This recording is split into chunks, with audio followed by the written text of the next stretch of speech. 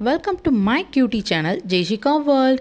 நம்ம சேனலை ஃபர்ஸ்ட் பார்க்குறதா இருந்தால் மறக்காமல் சப்ஸ்கிரைப் பண்ணி பக்கத்தில் இருக்க பெல் ஐக்கானையும் கிளிக் பண்ணிக்கோங்க. அப்போ தான் நான் போடுற வீடியோஸ் எல்லாம் உங்களுக்கு நோட்டிஃபிகேஷனில் வரும். நம்ம சேனல் ரொம்ப பிடிச்சிருந்தா லைக் பண்ணுங்கள், ஷேர் பண்ணுங்கள், கமெண்ட்டும் பண்ணுங்கள்.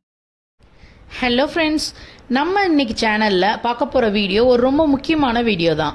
இப்போல்லாம் நிறைய பேரண்ட்ஸ்க்கு காமனாக வர டவுட், என் குழந்தை ஹெல்த்தியாக இருக்கா இல்லையா, எதிர்ப்பு சக்தி என் குழந்தைக்கு இருக்கா. எதிர்ப்பு சக்திங்கிறத மெடிக்கல் டேர்மில் இம்யூனோடெஃபிஷியன்சின்னு சொல்லுவாங்க.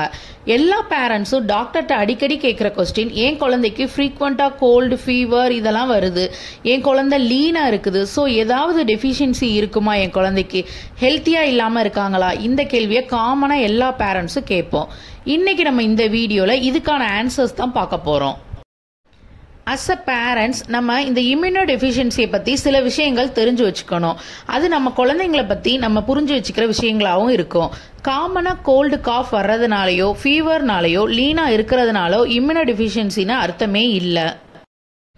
நம்ம பேரண்ட்ஸாக என்ன நினைக்கிறோன்னா, இம்யூனோடெஃபிஷியன்சி நிறைய குழந்தைங்களுக்கு இருக்குது, நம்ம குழந்தைங்களுக்கும் இருக்குமோ அந்த டவுட் தான் வருது.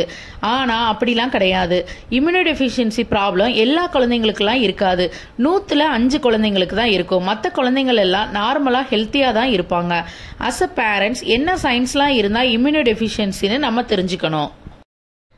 அப்படி நான் சொல்றது உங்க குழந்தைகளுக்கு இருந்தா மட்டும்தான் இம்யூனோடெஃபிஷியன்சின்னு அர்த்தம். இல்லைன்னா நீங்க பயப்பட தேவையே இல்லை, இதை பத்தி ஒரி பண்ணவே தேவையில்லை. நான் சொன்ன சயின்ஸ் ஏதாச்சும் உங்க குழந்தைகளுக்கு இருந்தா டாக்டர்கிட்ட கன்சல்ட் பண்ணுங்க. ஃபர்ஸ்ட், ஒரு குழந்தைக்கு இயர்ல ப்ராப்ளம் ஆர் இன்ஃபெக்ஷன் 1 இயர்ல 5 டைம்ஸ்க்கு மேல இருந்துச்சுன்னா இது ஒரு ப்ராப்ளம்னு எடுத்துக்குவாங்க. இயர்ல ஏதாச்சும் ப்ராப்ளம் இல்ல காதுல சீல் வலியறது இது மாதிரி இருந்தா டெஃபினட்டா செக் பண்ணணும். செகண்ட், ஒரு குழந்தைக்கு சைனஸ் ப்ராப்ளம் 1 இயர்ல 2 டைம்ஸ்க்கு மேல வந்தாலோ, அதாவது நார்மல் கோல்டு வரும் குழந்தைங்களுக்கு எல்லாம். நான் சொல்ற சைனஸ் ப்ராப்ளம் கோல்டு வந்து பிரீத் சுத்தமா பண்ண முடியாம இருப்பாங்க குழந்தைங்க, அவ்வளோ கஷ்டப்பட்டுக்கிட்டு இருப்பாங்க. அது போக இளைப்பு மாதிரி இருக்கும், ஃபாஸ்ட் பிரீத்திங் இருக்கும். இது மாதிரி சிம்டம்ஸ்லாம் இருந்துச்சுன்னா நீங்க டாக்டர்கிட்ட உடனே கூப்பிட்டு போகணும். தேர்டு, டாக்டர்ஸ் வந்து குழந்தைங்களுக்கு வெயிட் அண்ட் ஹைட் கரெக்டாக இருக்கான்னு அந்த ஏஜுக்கு ஏற்ற மாதிரி செக் பண்ணிக்கிட்டே இருப்பாங்க. ஒவ்வொரு டைம் நம்ம டாக்டர்கிட்ட போனாலும் இதை அவங்க செக் பண்ணுவாங்க. அப்படி இல்லைனாலும் உங்கள் குழந்தைங்க ஹைட் அண்ட் வெயிட் செக் பண்ணிக்கோங்க. அது அவங்க ஏஜுக்கு கரெக்டாக இல்லை அப்படின்னா, வெயிட் அண்ட் ஹைட் வந்து கம்மியாக இருந்தாலோ நீங்கள் வந்து அது இம்யூனோடெஃபிஷியன்சி ப்ராப்ளமாக எடுத்துக்கோங்க. அந்த சைல்டுக்கு இருக்குன்னு நினச்சிக்கிட்டு நீங்கள் இதை வந்து உங்கள் டாக்டர்கிட்ட ஒன்ஸ் கன்சல்ட் பண்ணிக்கிறது நல்லது. ஃபோர்த்து, ஸ்கின் இன்ஃபெக்ஷன், அதாவது ஸ்கின்ல அடிக்கடி ஏதாவது ரேஷஸ், கட்டி மாதிரி வந்து சீல் வர்றது, அது உடஞ்சி ப்ளீட் ஆகுறது, இது மாதிரி ப்ராப்ளம்லாம் வந்துகிட்டே இருந்துச்சு அப்படின்னா டாக்டர்கிட்ட கன்சல்ட் பண்ணிக்கோங்க.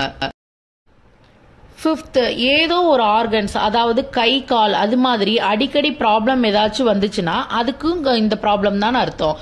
இதையும் நீங்க டாக்டர்கிட்ட செக் பண்ணி கன்ஃபார்ம் பண்ணிக்கணும். நான் இப்போ சொன்ன எதுவும் உங்கள் குழந்தைங்களுக்கு இல்லைன்னா நீங்கள் பயப்படவே தேவையில்லை.